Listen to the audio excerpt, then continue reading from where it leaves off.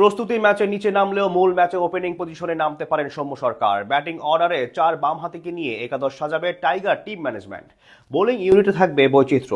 অস্ট্রেলিয়ার বিপক্ষে শক্তিশালী একাদশ নিয়ে মাঠে নামছে শান্ত বাহিনী।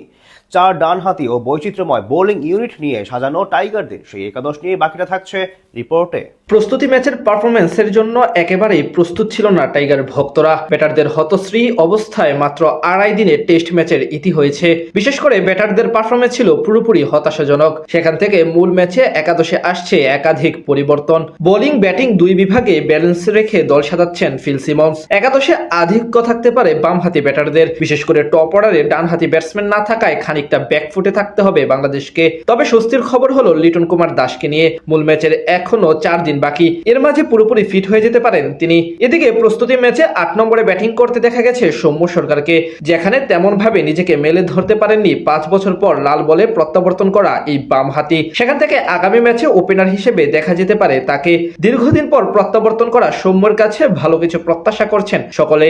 তার সঙ্গী হিসেবে থাকতে পারেন সাদমান ইসলাম। মাত্র এক টেস্ট খেলা তানজিদ তামিম ওয়ার্ম আপ ম্যাচে তেমন ভাবে মেলে ধরতে পারেননি। ২ ইনিংস মিলিয়ে করেছেন কেবল ২২ রান, তাই অভিজ্ঞতার বিবেচনায় সুযোগ পেতে পারেন সাদমান। ওয়ানডাউনে থাকতে পারেন অধিনায়ক নাজমুল হোসেন শান্ত। বর্তমানে বাংলাদেশ টিমের সবচেয়ে নির্ভরযোগ্য সদস্যদের মধ্যে একজন তিনি। যদিও প্রস্তুতি ম্যাচে প্রথম ইনিংসে ভালো করলেও সেকেন্ড ইনিংসে আউট হয়েছেন কোনো রান করার আগেই। তবে মূল ম্যাচে অবশ্যই সামনে থেকে নেতৃত্ব ও পারফরমেন্স করতে হবে শান্তকে। এছাড়া অভিজ্ঞ মমিনুল হকের উপর বড় দায়িত্ব থাকবে। এশিয়ার বাইরে ব্যর্থ মমিনুলের সুযোগ নিজেকে প্রমাণ করার। সবচেয়ে বেশি নজর অবশ্য থাকবে অভিজ্ঞ মুশফিকুর রহিমের দিকে। দেশের ইতিহাসে সবচেয়ে বেশি টেস্ট খেলা মুশফিকের কাছে। সুযোগ প্রথম বাংলাদেশি হিসেবে টেস্টে ৭,০০০ রানের মাইলফলক স্পর্শ করার। ক্যারিয়ারে ১০৩ ম্যাচে ৬,৮০৮ রান করেছেন মিস্টার ডিপেন্ডেবল। এছাড়া মিডল অর্ডারে লিটন ফিরলে বড় পাওয়া হবে বাংলাদেশের জন্য।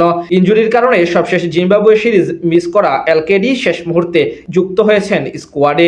যদিও এখন অব্দি পুরোপুরি ফিট হতে পারেননি তিনি। তবে লিটন যদি মূল ম্যাচে খেলেন তাহলে বড় স্বস্তি হবে টিম ম্যানেজমেন্টের জন্য।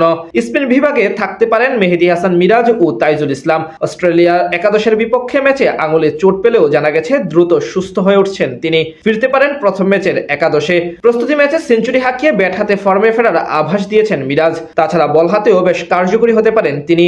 অন্যদিকে তাইজুলের অভিজ্ঞতা কাজে লাগতে পারে অস্ট্রেলিয়ার কন্ডিশনে। পেস বোলিং ইউনিটের ২ অটো চয়েস তাসকিন আহমেদ ও হাসান মাহমুদ। প্রস্তুতি ম্যাচে দুজন মিলে শিকার করেছিলেন অস্ট্রেলিয়া একাদশের মোট ৬ উইকেট। তাদের সঙ্গে থাকতে পারেন এবাদত হোসেন চৌধুরী, যেটি হলে সৌম্য সরকারকে ব্যবহার করা যেতে পারে চতুর্থ বোলার হিসেবে। সব মিলে বলা চলে বেশ ভারসাম্যপূর্ণ একাদশ নিয়েই ডারউইনে আগামী ১৩ আগস্ট অস্ট্রেলিয়ার বিপক্ষে মাঠে নামবে বাংলাদেশ। এর আগে সবশেষ ২০০৩ সালে অস্ট্রেলিয়ার মাটিতে টেস্ট খেলেছিল টাইগাররা। আর দুই দল সবশেষ মুখোমুখি হয়েছিল ২০১৭ সালে।